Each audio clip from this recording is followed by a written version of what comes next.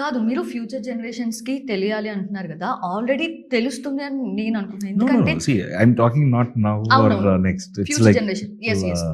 I see, understand. But నేనేం చెప్తా అనుకున్నా అంటే ఇంతకుముందు ఆయన ఇన్‌ఫాక్ట్ జైలుకి వెళ్ళినప్పుడు కూడా బయట ధర్నా చేసిన వాళ్ళందరూ కూడా younger generations yeah. Like youth only. ఎప్పుడు ఆయన ఐటీని డెవలప్ చేశారు, ఇప్పుడు ధర్నా వాళ్ళు చేస్తున్నారంటే చూడండి. వాళ్ళ బ్రదర్స్, సిస్టర్స్ వాళ్ళే కదా బయటకొచ్చింది.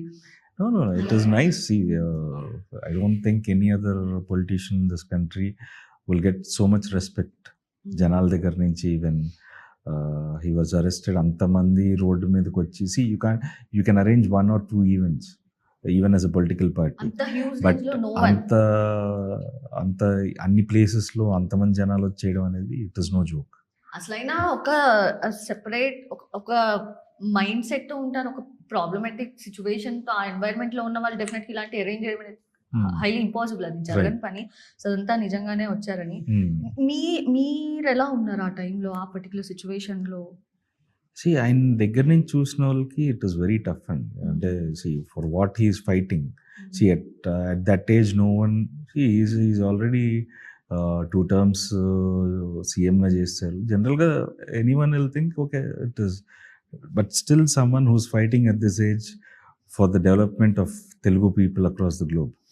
సో అలాంటి వ్యక్తిని అరెస్ట్ చేయడం అన్నప్పుడు మేము దగ్గర నుంచి చూసాము. అంటే how ethically right a person is.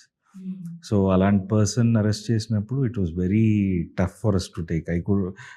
I couldn't even sleep for a couple of days. So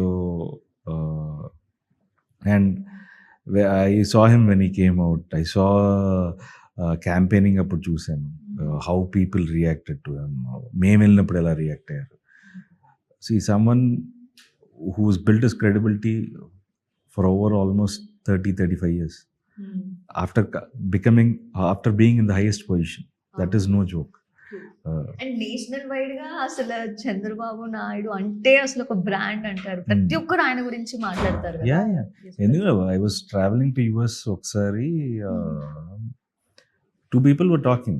వాళ్ళకి నేను ఎవరో తెలియదు. So one foreigner was telling north Indian, do you know Mr. Naidu అని చెప్పి he was talking about him. So I was just sitting and just listening. Okay అనుకుంటున్నాను. So that he's built a credibility among lots of global leaders also. And tech giants like Microsoft, Bill Gates గారి దగ్గర కానీ. So even companies కానీ, the way he works and his style, how he adapts technology into the governance. So that is a case study basically.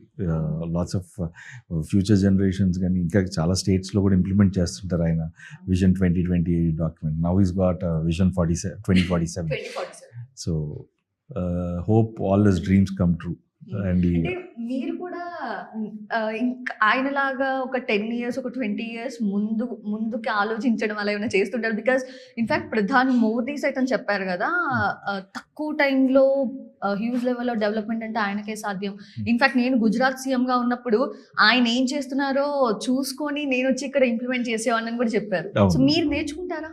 No, definitely. First quality I learned from him is to listen to the other person talking. Okay. It is not about who is talking. It is respecting someone's. They might be right, they might be wrong. అవతల వాళ్ళు ఏం చెప్తున్నారు first వినడం నేర్చుకుంటారు. You should listen. There might be one small idea which might change the whole system. So first listen అనేది, that is one quality I've learned from him, and being punctual.